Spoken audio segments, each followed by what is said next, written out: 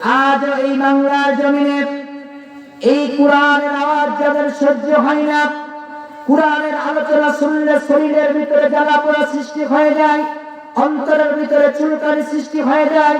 কোরআনের মাহফিল 144 ধারা জারি করে ওটা আবু জেহেলের বাচ্চা, আবু লাহাবের বংশধর, নমরুদ ফেরাউনের বংশধর মুসলমান সে কখনো হতে পারে না, কথা বলেন ঠিক কিনা?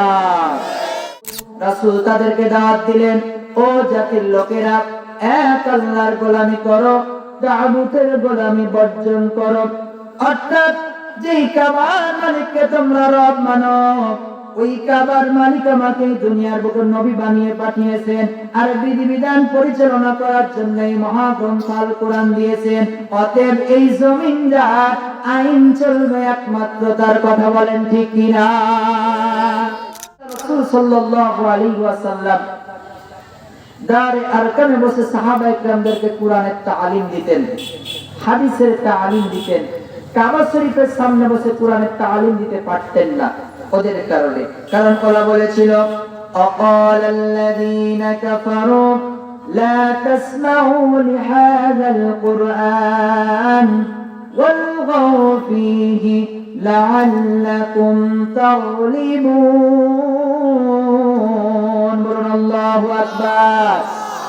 আল্লাহ রাব্বুল আলামিন বলেন, রাসূল তুমি তাদেরকে জানায়া দাও, ওরা বলেছে, ওরা সিদ্ধান্ত নিয়েছে, লা তাসমাউ লিহাযাল কুরআন, এই কোরআন শরীফ তোমরা শোনো না, ওয়ালগাউ ফীহি, বরঞ্চ যেখানে কোরআনের আলোচনা করা হয় হট্টগোল করে তোমরা তা বন্ধ করে দাও। আবু জেহেল, আবু লাহাব এই কাজ করত। আপনাদের কাছে আমার প্রশ্ন, বলুন তো দেখি, আজকেও আমাদের বাংলার জমিনে এই ধরনের কাজ করার লোক আছে না নাই? একটু জোরে বলতে হবে, আছে না নাই? আজ এই বাংলার জমিনে এই কোরআনের আওয়াজ যাদের সহ্য হয় না, কোরআনের আলোচনা শুনলে শরীরের ভিতরে জ্বালা পোড়া সৃষ্টি হয়ে যায়, অন্তরের ভিতরে চুলকানি সৃষ্টি হয়ে যায়।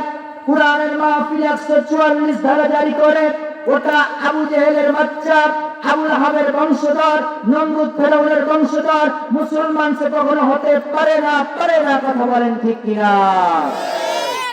আসুন কোরআনের আলোচনা শুনুন। আল্লাহ রাসূল সাল্লাল্লাহু আলাইহি ওয়াসাল্লাম তালিম দিচ্ছেন। তরুণ যুবক সাহাবীরা আল্লাহর নবীর সামনে বসে রয়েছেন, তালিম নিতেছেন।